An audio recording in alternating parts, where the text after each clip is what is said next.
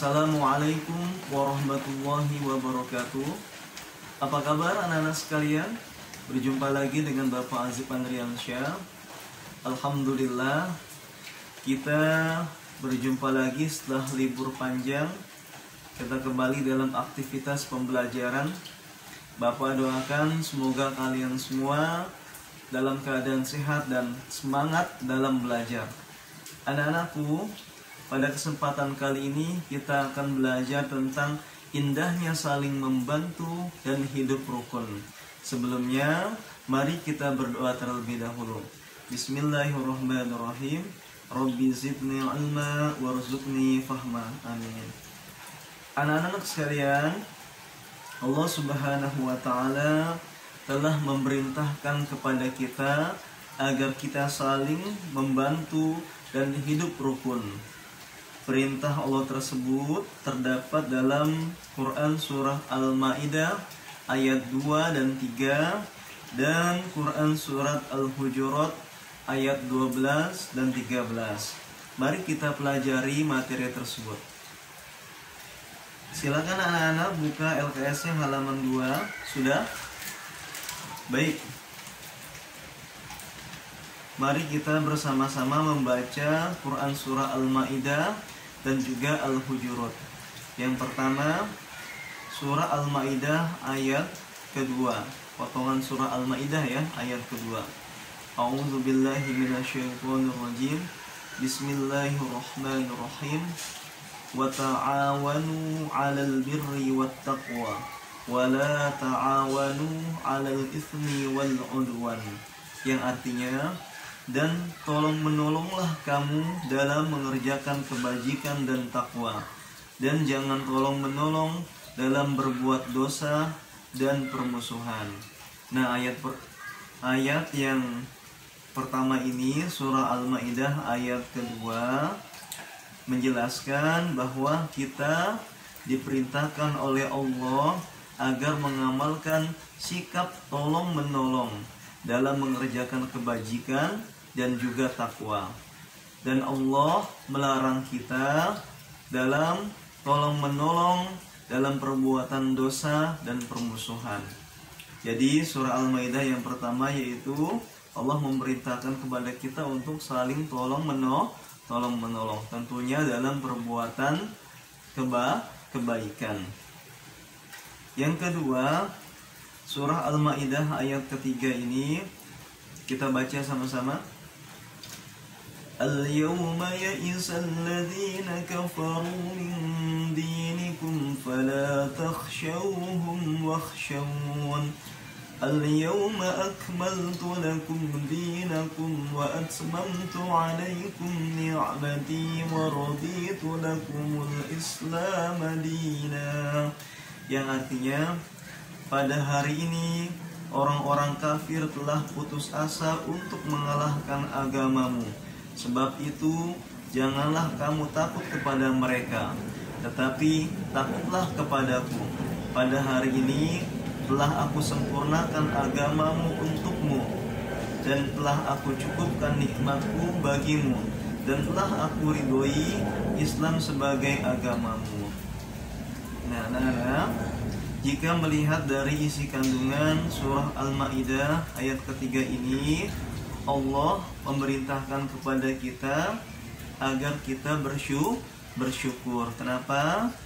Karena Allah telah memberikan anugerah yang begitu besar kepada kita, yaitu dengan adanya agama Islam sebagai agama yang sempurna dan sebagai agama yang diridhoi oleh Allah Subhanahu wa ta'ala.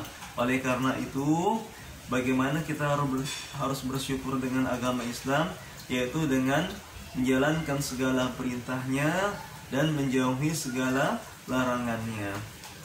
Kemudian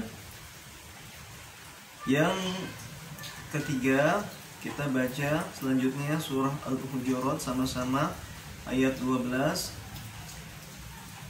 Ya ayyuhalladzina amanu ijtanibu katsiran minadh-dhunni Inna ba'dadh dhanni ithmun wa la tajassasu wa la yaghtab ba'dukum ba'dhan ayuhibbu ahadukum an ya'kula lahma akhihi maytan fakarihtumuh wattaqullah innallaha tawwabur rahim.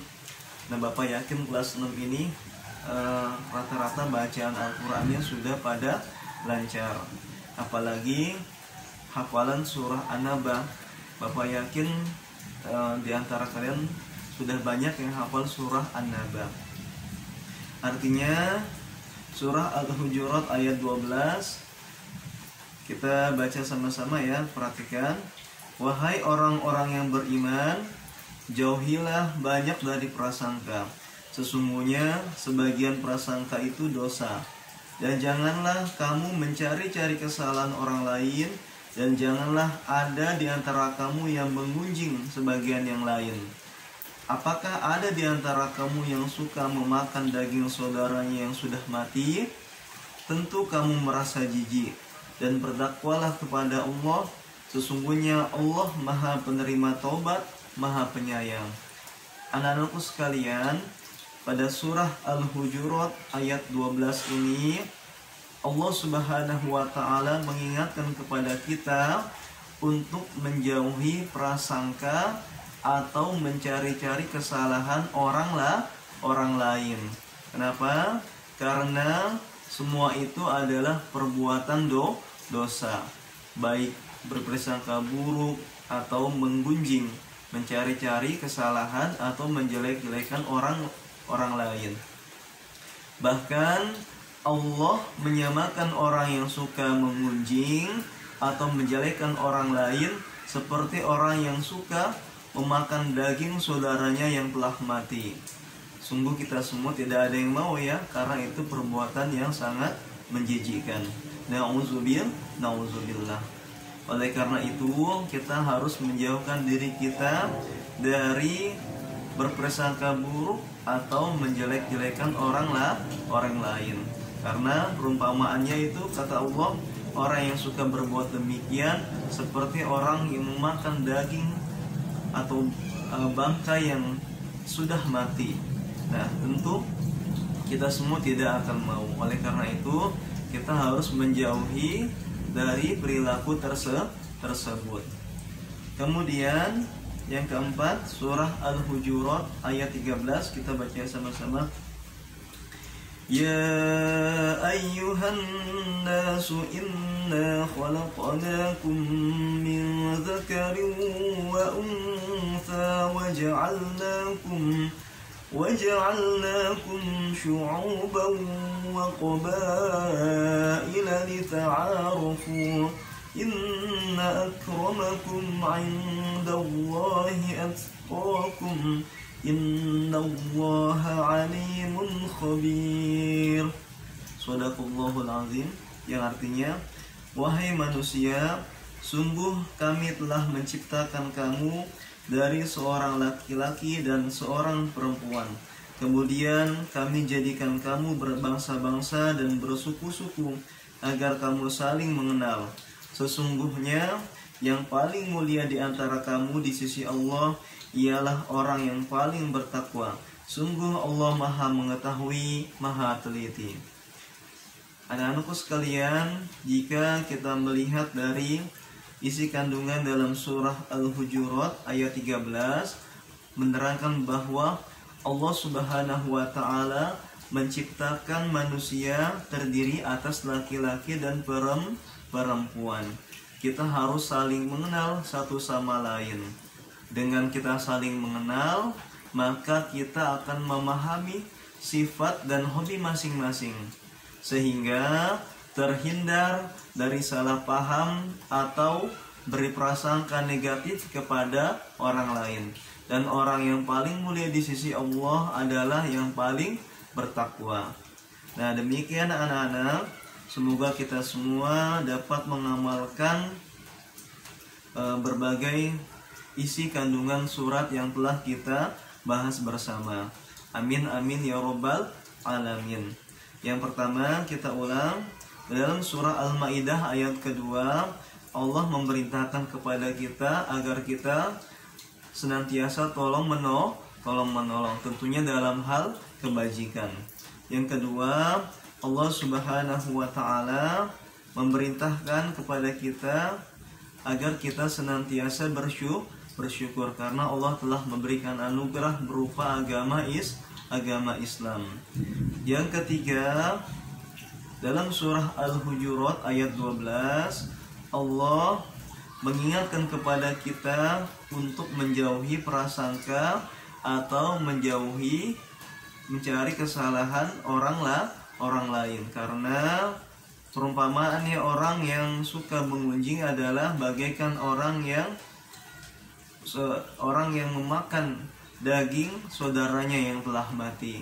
Tentu kita tidak akan mau. Oleh karena itu kita harus menjauhi perbuatan atau prasangka buruk terhadap orang lain. Kemudian dalam surah Al-Hujurat ayat 13, Allah memerintahkan kepada kita untuk saling mengenal satu sama lain. Tujuannya agar kita terhindar dari salah paham. Kita tidak tahu bahwa si A orangnya ini memang pendiam. Kalau kita tidak kenal, maka kita akan bersangka, wah si A ini orangnya tidak ramah, tidak mau bergaul, padahal memang dia orangnya diam. Oleh karena itu kita harus saling mengenal satu sama lain. Demikian anak-anak penjelasan singkat dari Bapak. Kurang lebihnya mohon maaf. Silakan kalian kerjakan tugas yang terdapat dalam Google Formulir sebagai evaluasi pembelajaran kita hari ini. Demikian anak-anak, kurang lebihnya mohon maaf. Wassalamualaikum warahmatullahi wabarakatuh.